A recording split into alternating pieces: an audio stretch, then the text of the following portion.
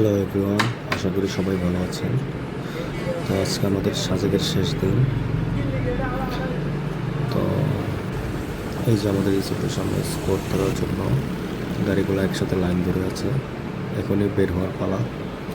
আমরা রিসোর্ট থেকে check out করলাম। তো সাজেক ছেড়ে আসার সময় আসলে অনেক খারাপ লাগছে, কারণ 2 দিন থাকা তারপরে অন্যরকম ভালো লাগা যেন আবার সেখানে সাজে আসলে যেতে ইচ্ছে করছে না সত্যি বলতে।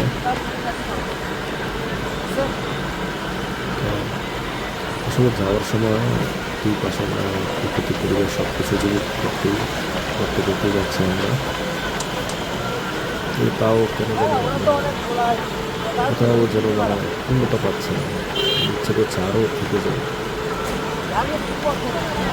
দেখতে পাচ্ছি আগে যাওয়ার সময় নিচ থেকে উপরে উপর থেকে নিচে যাচ্ছি।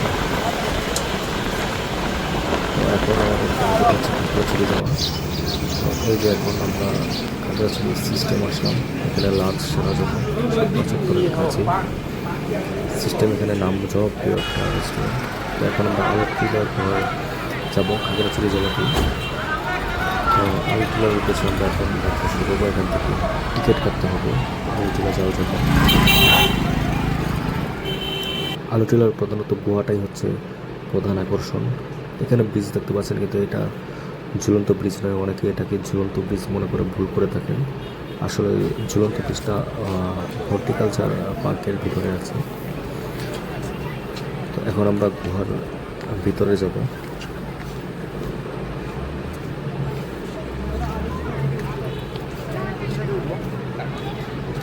তো যাত্রাপথে এখানকার স্থানীয় মানুষদের জীবনযাত্রা আসলে যে কতটা বিচিত্রপূর্ণ তা উপভোগ করলাম বেশ ভালোভাবেই।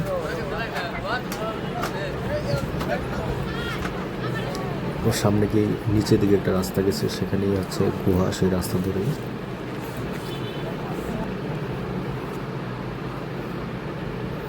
এই যে উপরে দেখতে পাচ্ছেন, উপরের এখানকার স্থানীয় লোকজন যারা মহিলা, তারা গানের আসর নিয়ে বসেন।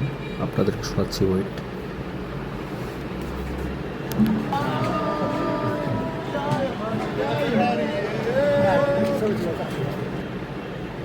এই যে আমরা এখন আলোটিলা গুহার পথে যাত্রা শুরু করলাম। এখান থেকে অনেক নিচে যেতে হবে। এই যে আমরা গুহার সন্ধান পেয়ে গেলাম। গুহার মুখে আমরা যাচ্ছি। সত্যি কথা বলতে আলোটিলা গুহা একটা হাই পার্কি। এখানে দেখার মতো কিছুই নেই, শুধু একটা গুহা। আপনি গুহার ভিতর দিয়ে আসলেন। তো এই হচ্ছে হর্টিকালচার পার্ক। তো এখানে খাগড়াছড়ির ঝুলন্ত ব্রিজটা অবস্থিত। এখন আমরা ঝুলন্ত ব্রিজে উঠব। ওই দেখতে পাচ্ছেন সবুজ, এটাই নেট দেওয়া, এটাই হচ্ছে ঝুলন্ত ব্রিজ। এই দেখুন, আপনাদের বোঝানোর সুবিধার্থে আমি ভিডিও করে আনলাম। দেখুন কীভাবে কাঁপাকাঁপি করে হাঁটার সময়। ভয় পাওয়ার কিছু নেই, এখানে যথেষ্ট নিরাপত্তা রয়েছে। প্রচুর কাঁপাকাঁপি করে। তো এই হচ্ছে হর্টিকালচার পার্কের প্রাকৃতিক সৌন্দর্য। তো সন্ধ্যা হয়ে যাওয়ার কারণে ওইরকম ভালো মতো বোঝা যাচ্ছে না মোবাইলের ক্যামেরাতে।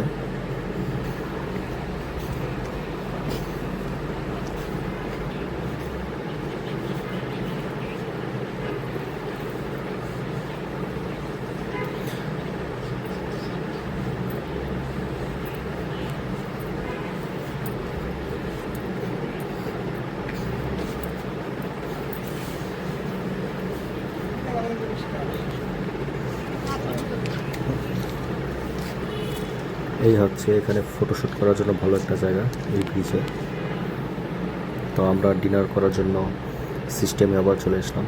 সত্যি কথা বলতে সাজেকে মন টানা, তারপরে প্যারাডিংটি বসে পড়ে ওটা খেতে খেতে কোনো খাবারই ভালো লাগছিল না।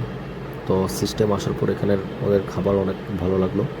তো একটা জিনিস খেয়াল করলাম, ওদের উপরে রেস্টুরেন্টের উপরে এখানকার বিভিন্ন আদিবাসী, যেমন চাকমা মারমা, ওদের নিত্য প্রয়োজনীয় সব জিনিসপত্র উপরে তারা সাজিয়ে রেখেছে।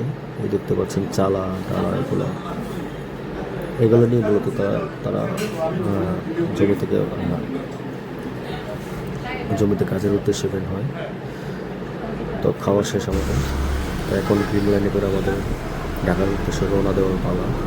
আমরা গ্রিন লাইনকে চুজ করলাম কারণ আসার সময় আমরা রবি এক্সপ্রেস দিয়ে এসেছিলাম, তো এবার একটু ডিফারেন্ট কিছু ট্রাই করার চেষ্টা করলাম, গ্রিন লাইনে আসলাম।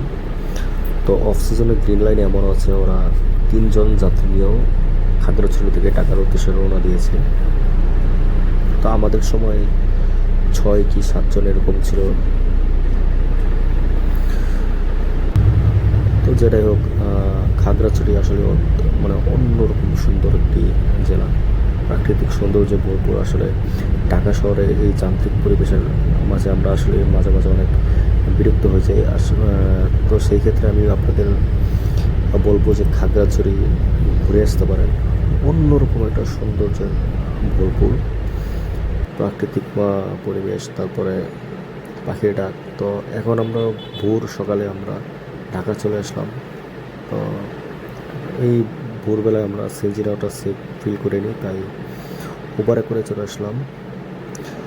তো আরেকটা উপদেশ, আলুটিলা গুহায় কখনো যাবেন না। ধন্যবাদ।